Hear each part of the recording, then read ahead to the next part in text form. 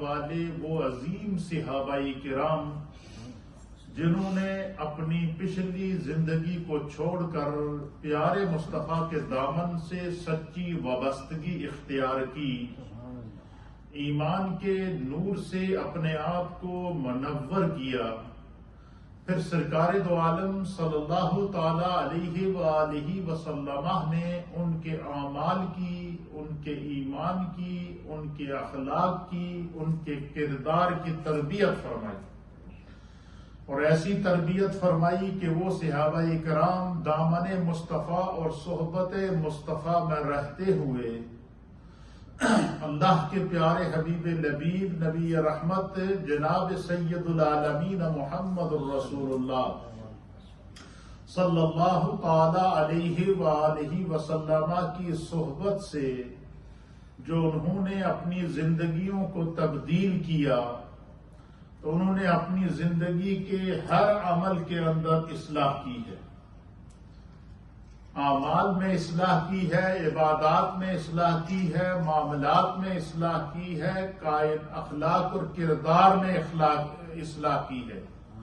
تو پھر اللہ تعالیٰ نے نبی پاک صلی اللہ تعالی علیہ وآلہ وسلم کے دامن سے وابستہ ان عظیم صحابہ کرام کو کائنات کے لیے رشد و ہدایت کا مینارہ بنا دیا، اور میرے مصطفیٰ کریم نے بھی ان کی عظمت کو ان الفاظ میں خراج تحسین پیش کرتے ہوئے پیش کیا کہ اصحابی کالنجوم، میرے صحابہ ستاروں کی مانند ہیں، بِأَيِّهِمْ اقتدیتم، جس کسی بھی صحابی کی جس نے اقتدا کی، اتباع کی، خدا اس کو ہدایت نصیب فرمائے۔ یعنی صحابہ کرام کے وجود کو اللہ نے سراپائے ہدایت بنا دیا، ہدایت کا مینارہ نور بنا دیا۔ وجہ کیا تھی کہ صحابہ کرام نے مصطفیٰ کریم کی صحبت میں آ کر، مصطفیٰ کریم سے تعلیمات حاصل کر کے، مصطفیٰ کریم سے اپنی زندگی کی ایسی تربیت حاصل کی کہ قیامت تک کے لیے اللہ ان سے راضی ہو گیا اور وہ خدا سے راضی ہو گیا۔ یہ ہے مقام صحابہ، اور ان کی زندگی کو اللہ نے قیامت تک کے لیے ایگزامپل بنا دیا۔ اب قیامت تک جتنی انسانیت آئے گی، صحابہ کے بعد تابعین کا دور آتا ہے، تابعین کے بعد تبع تابعین کا دور آتا ہے، پھر اسی طریقے سے ائمہ مجتہدین، علماء امت، اولیاء کاملین اور اہل فکر و دانش عباد الصالحین کا دور، یہ قیامت تک جاری رہے گا۔ ہر ایک کے لیے سمت کو متعین کر دیا گیا، سائن کو متعین کر دیا گیا، راستے کو متعین کر دیا گیا، اور اس راستے کا اعلان بھی میرے رب نے صراط مستقیم رکھ دیا۔ فرمایا یہ جو راستہ ہے جو میرے محبوب نے تمہیں دکھایا ہے، جس راستے کو محبوب کی صحبت میں رہنے والے کم و پیش 1.25 لاکھ صحابہ اور صحابیات نے اختیار کیا ہے، یہ راستہ صراط مستقیم ہے، اور یہ تمہیں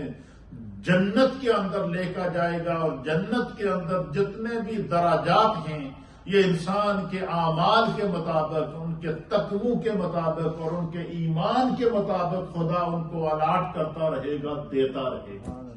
اس لیے دنیا کے اندر، دنیا کی عارضی زندگی میں جس نے جتنی دین کے مطابق اپنی زندگی گزاری، جتنی شریعت کے مطابق اپنی زندگی گزاری، جتنی سنت رسول اور سیرت مصطفیٰ کے مطابق اپنی زندگی گزاری، قیامت میں اللہ رب العالمین اس کی عزتوں میں اتنا ہی اضافہ فرمائے گا، اس کا مرتبہ، اس کا مقام اتنا ہی بلند ہوگا، کیونکہ اللہ تعالیٰ نے یہ اب دنیا کے اندر تو ہم نے کیٹیگریز مقرر کی ہوتی ہے نا، یہ فلانا امیر ہے تو یہ پوش علاقے میں رہتا ہے، یہ ڈیفنس میں رہتا ہے، یہ سوسائٹی کے اندر رہتا ہے، یہ فلاں ایریے کے اندر رہتا ہے، یہ کیپٹلز کے اندر رہتا ہے، کیونکہ اس کا کاروبار بڑا ہے، اس کے پاس مال و دولت بڑا ہے، اور وہ بندے اپنی دنیاوی دولت کے حساب سے اپنی کیا کرتے ہیں، رہائش کا، اپنی گھر کا، اپنی سواری کا اور اپنی جو ہے وہ رہن سہن کا اہتمام کرتے ہیں تاکہ دنیا کے اندر ایک فرق نظر آئے، لیکن اللہ تعالیٰ نے جو ہے وہ قیامت کے لیے اور جنت کے لیے جو ہے وہ مال و دولت کو معیار نہیں بنایا، بلکہ انسان کے ایمان اور اس کے تقوی اور اس کے اعلیٰ اخلاق اور کردار اور اس کی نیکی اور شریعت کے مطابق گزاری جانے والی زندگی کو معیار بنایا، اور اللہ نے بھی اسی کو معیار بنایا، جیسے کہ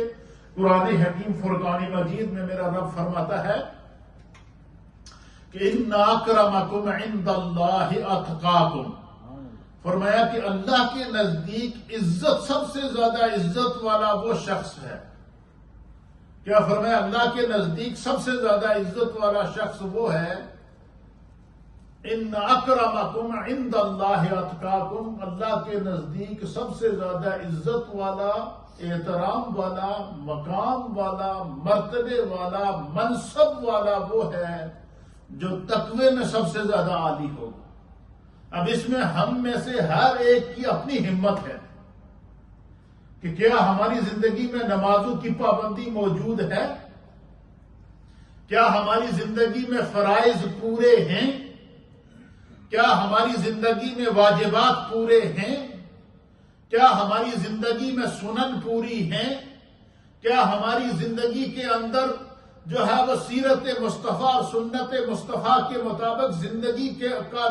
نور موجود ہے؟